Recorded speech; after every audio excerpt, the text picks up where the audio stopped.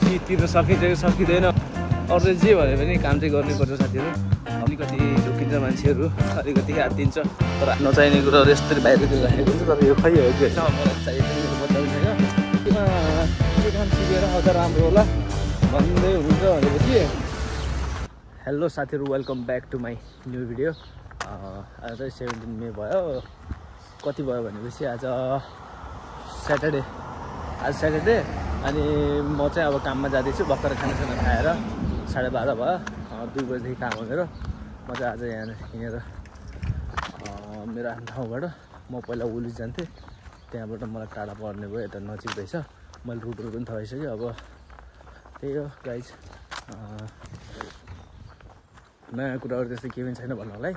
खासै अब तपाईँहरूले सबैले थाहा भइसक्नुभयो होला, यो न्यू रुल 2025 को यो नयाँ रुल तपाईँहरूले थाहा भइसक्नुभयो होला। तपाईँहरूले पढि पनि सक्नुभयो होला सायद।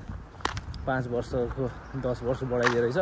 अनि त्यही भएर मैले के भनिराख्नु पर्दैन, अब सबै तपाईँहरूले बुझेर आउँदा हुन्छ। रुलहरू चेन्ज भइरहेको छ बेला बेलामा, त्यस्तै हो।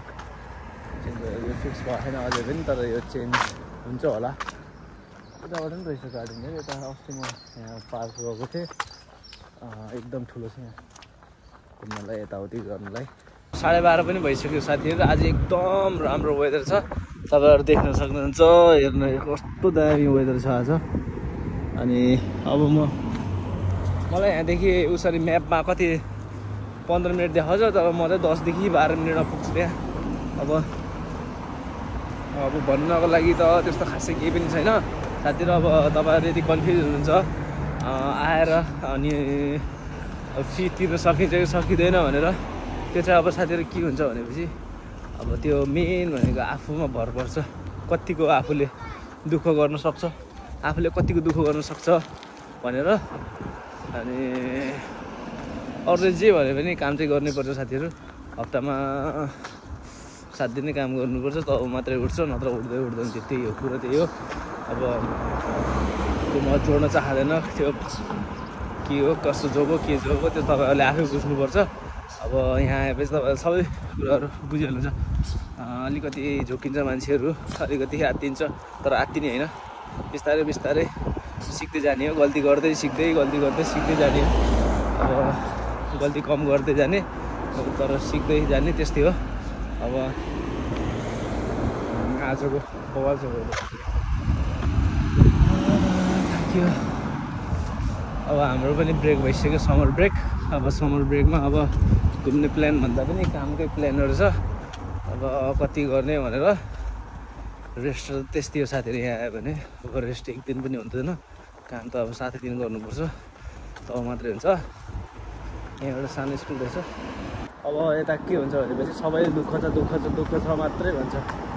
अब दुःख नै हुन्छ साथीहरू, जता पनि दुःखै हो।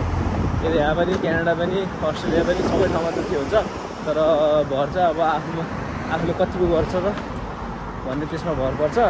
अनि अब नेपालमा पनि केही गर्ने जस्तो पनि छैन, त्यही भएर पनि अब सिधै आउने साथीहरू चुपचाप लगाएर कसैको कुरा सुन्ने होइन, गर्ने आफैले हो। जसको कुरा सुन्यो भने पनि सबैको सुन्ने, गर्ने चाहिँ आफ्नै हो साथीहरू। त्यही भएर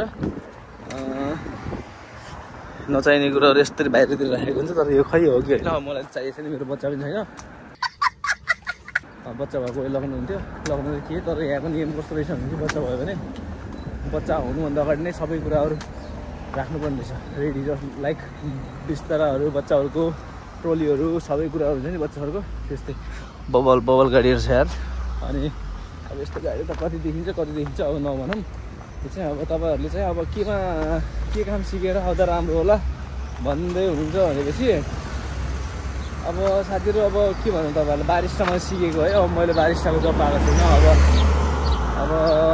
अब त्यो फिल्डतिर पनि मैले अब ध्यान दिएन, त्यही भएर हुनसक्छ सायद मैले बारिस्टाको जब नपाएको। तर बारिस्टाको जब कति खाली छ भनेर मलाई साथीहरूले मेसेज पनि गरिरह, तर टाइम छैन अहिले त्यतिर जानलाई। अनि तपाईँहरूले सिक्दै बारिस्टाहरू भयो, मेन चाहिँ अझै बारटेन्डरहरू, त्यस्तो कुराहरू। अनि त्यसपछि के भन्नु त्यसलाई, मेरो साथीले पनि नान रोटीहरू बनाउन, त्यस्तो कुराहरू सिक्ने हो क्या तपाईँहरूले। नान बनाउन, अनि अलिकति सेफमा, अलिकति किचन लाइनमा केही नभए पनि खाली बस्दै हुन्छ भनेपछि पनि त्यतिकै किचन लाइनतिर गएर दाइ म यस्तो यस्तो कामको लागि अब म जाँदैछु विदेश जाँदैछु, अब मलाई अलिकति एक्सपिरियन्स, मलाई पैसै दिनुपर्छ भन्ने पनि छैन, अलिकति हजुरले 1-2 महिना जति एक्सपिरियन्स त्यहाँ लिएर सर्टिफिकेट पनि लिएर आउनु अनि एक्सपिरियन्स पनि भइहाल्छ। त्यस्तो त्यस्तो कुराहरू लिएर आउँदा चाहिँ हजुरलाई अलिकति राम्रो हुन्छ। अनि अर्को कुरा पनि लाइक पिज्जा बनाउन, बेकरी साइडतिर तपाईँले यो सबै कुरा सिकेर आउनुपर्छ भन्ने पनि छैन। तपाईँले यदि यो मैले भनेको कुराहरूमा लाइक अरू पनि प्लम्बर टाइपको प्लम्बिङहरू पनि सिक्नु सक्नुहुन्छ, एसी बनाउन, फ्रिज बनाउन, यस्तो कुरा केही न केही एउटा न एउटा कुरा चाहिँ सिकेर आउनु होला। खेर चाहिँ जाँदैन तपाईँले सिक्यो भने। यति कुरामा तपाईँले सबै सिक्नुपर्छ भन्ने छैन, तपाईँले एउटा कुरालाई चाहिँ राम्रोसँग सिकेर आउनुहोस्, त्यसमा चाहिँ बेस्ट हुन्छ तपाईँहरूलाई। सबै कुरा सिक्नु पर्दैन, तपाईँले यो कुरामा एउटा कुरा मात्रै सिकेर आउँदा पनि तपाईँलाई खेर चाहिँ जाँदैन, सिकेको कुराहरू कहिले पनि खेर जाँदैन, तपाईँलाई थाहा पनि होला। अनि यता चाहिँ काम लाग्छ, जे पनि काम लाग्छ साथीहरू। अब भन्यो भने अब फेरि साथीहरूले के भन्यो भन्नुला है। गाडी बनाउन पनि धेरै काम छ यहाँ साथीहरू। यहाँ हाम्रो इन्डियनहरू, हाम्रा इन्डियन छिमेकी देश भयो नि त इन्डियनहरूले सबै यो मेकानिक काममा, सबै यो कार बनाउने ट्रकहरूदेखि लिएर सबै यसमा सब इन्डियन मात्रै देख्छु मैले। तपाईँहरूले पनि सिकेर आउनु सक्नुहुन्छ। मलाई पनि एक्चुअली सजेस्ट गर्नुभएको थियो एउटा दाइले, अनि टाइमै भएन मलाई। यदि हजुरहरूसँग टाइम छ, केही नभए पनि 2-3 मन्थ जति टाइम छ भनेपछि यत्तिकै घुम्नुभन्दा केही स्किल सिकेर आउँदा चाहिँ बेस्ट हुन्छ। अनि अब एउटा गिम्बल के भन्छ, गिम्बल भन्छ क्या, एउटा गिम्बल चाहिँ किन्नै पर्ला जस्तो भएर हात लास्टै दुखायो आजभोलि यार। पहिला दुख्थेन यार, यो हात समाउँदाखेरि 1-1.5 घन्टासम्म यस्तै भिडियो बनाउनु सक्थेँ, आजभोलि खै के भयो यार, एकछिन राख्नु पर्ने भयो। अनि अर्को कुरा पनि साथीहरू, तपाईँहरू के भन्छ अरे ड्राइभिङ लाइसेन्स पनि लिएर आउनुहोस्। ड्राइभिङ लाइसेन्स पनि एकदम काम छ। यो चाहिँ मैले आफ्नो एक्सपिरियन्स बताएको तपाईँहरूलाई। फेरि धेरै ठुलो कुरा गर्यो भन्ने कुरा सोच्नु होला तपाईँहरूले, त्यस्तो केही पनि होइन। मैले चाहिँ देखेको कुराहरू मैले तपाईँहरूलाई भनेको, ड्राइभिङ लाइसेन्सको के भन्छ अरे पास गरेर राम्रोसँग सिकेर आउनु होला। तर यहाँ पुरै अटोमेटिक हुन्छ। मैले पनि आजभोलि ट्राई गर्दैछु यो लाइसेन्सको लागि यताउति। अब त्यही भएर म तपाईँहरूलाई भनेको, सेयर गरेको। त्यस्तो ठुलो कुरा केही पनि होइन। अनि त्यही ड्राइभिङहरू गर्नु होला। अब मेरो पनि स्टप आउन लागिसक्यो, म चाहिँ अब यता यस्तो हुन्छ स्टपहरू साथीहरू, तपाईँहरूले देखिसक्नुभयो। अनि स्टपमा म उत्रिनु जानुपर्छ। अब मैले धेरै फोन यस्तो राख्नु नि यहाँ ठिक हुँदैन, किनभने फोन त उडाइदिन्छ, हामी झ्याप्प पारेर फोन उडाइदिन्छ, उडाइदियो भने त फेरि कहाँ मार्ने लाग्ने यस्तो तपाईँले देख्नु होला। यस्तो यस्तो मान्छेहरू हुन्छ यता, यो फोन झ्याप्प समाएर उठ्नुहुन्छ। अनि त्यही हो कुरा। अब मेरो बस स्टप पनि आइसक्यो साथीहरू।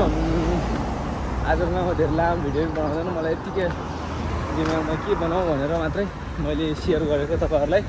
लगभग 1 वर्ष हुन लागिसक्यो, 8-9 महिना हुन लागिसक्यो। त्यही तपाईँहरूलाई एक्सपिरियन्स बताएको मैले, त्यही गर्नु होला। अनि आजको लागि यति नै। Thanks for watching this video guys. म नेक्स्ट ब्लगमा आउँछु। केही कन्फ्युज भयो भने मलाई सिधै डाइरेक्ट मेसेज गर्दा पनि हुन्छ, कमेन्ट गर्नु होला। म हेरेर त्यही अनुसारको तपाईँहरूलाई सजेस्ट गर्छु। प्योर 100%। जय नेपाल।